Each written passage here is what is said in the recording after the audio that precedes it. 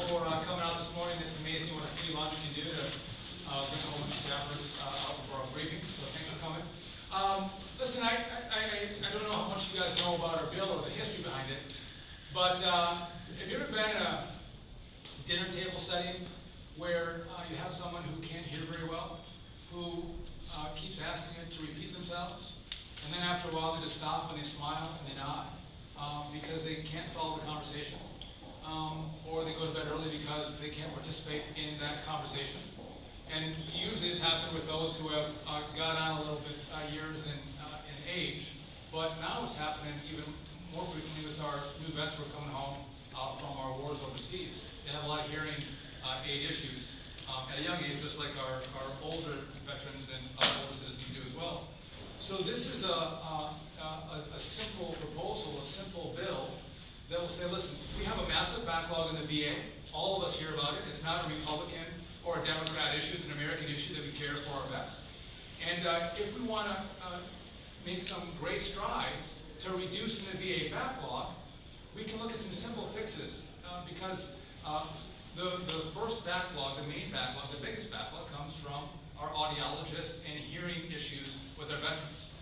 And so if we're able to take the simple tasks of fitting and tweaking hearing aids and allow that to happen in home communities where our veterans live, instead of having to be done by audiologists in the VA system. One, we're going to reduce that workload for our audiologists and allow our veterans to get care far more quickly.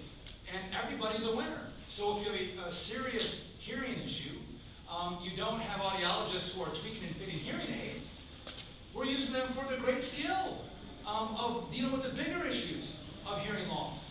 And we're able to remove that burden to technicians and specialists who are trained to do the work of fitting and tweaking the hearing aid. And I don't know how many of your bosses come from rural districts. I'm rural Wisconsin.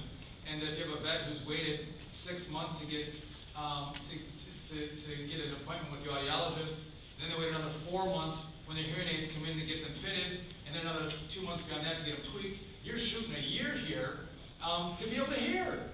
Unacceptable. So this is, I think, a great proposal that will help all of us in Congress make one small step in a joint partisan effort to make our VA system work a lot better.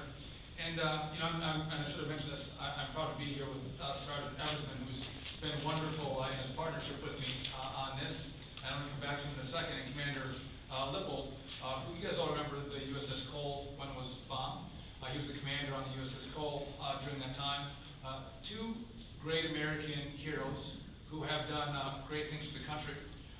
Commander, I'm not sure we have a movie yet on your great heroism that is yet to be seen, but maybe you all wonder about your great life and who will play you in the movies.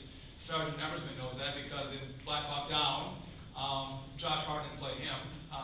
You guys look kind of similar, don't you? He's not quite as svelte as you are. But if you watch that movie, right, you look at just one small sliver of the great heroism that our men and women give to this country.